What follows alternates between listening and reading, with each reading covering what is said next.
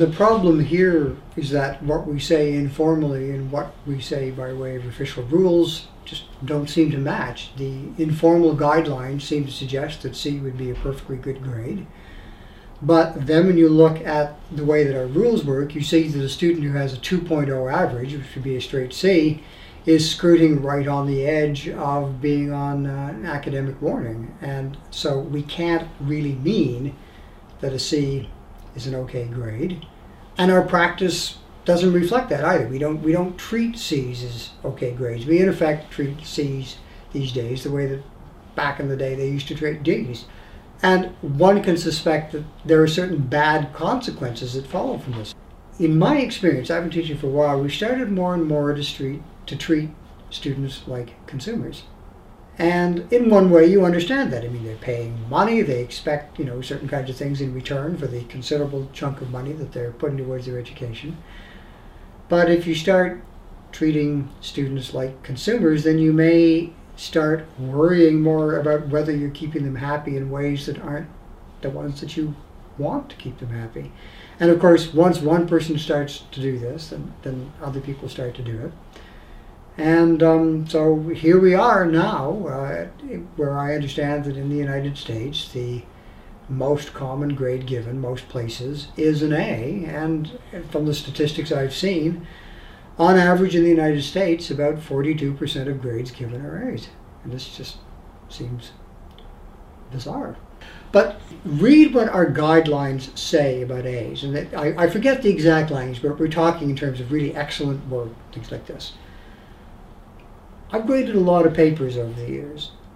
I do not believe that 40% of students are performing at the kind of level that those words would suggest. That's not to say that I think students aren't good or that they're all slackers or anything. I don't think anything of the sort.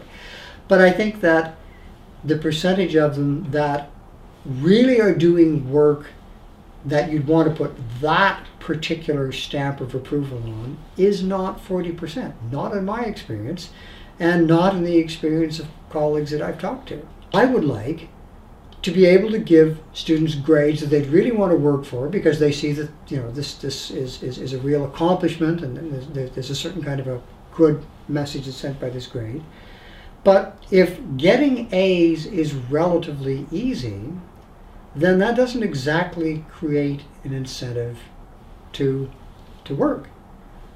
And there's at least some evidence that over the years the amount of time that students have spent studying has gone down, for example. And after all, if you can get essentially what everyone thinks of as the same thing for less effort, then why wouldn't you do that?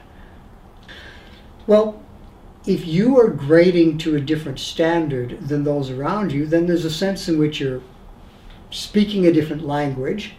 When you mean good job, well done, not stellar, but good job, that isn't coming across in the way that it should because of the inflation. You're using a word, let's say B, where other people would use A minus. And so the message gets confused. You're potentially putting students at a disadvantage if you grade too far outside the norm.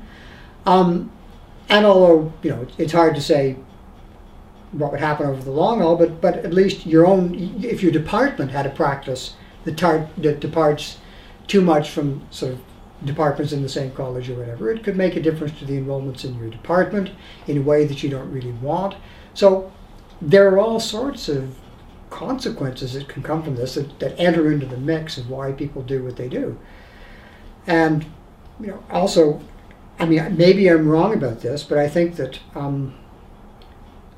I get more inquiries than I used to way back in the day from students who sort of want to know why they got the grade that they got. And of course, wanting to know why you got the grade in the sense of having an explanation for it, that's fine.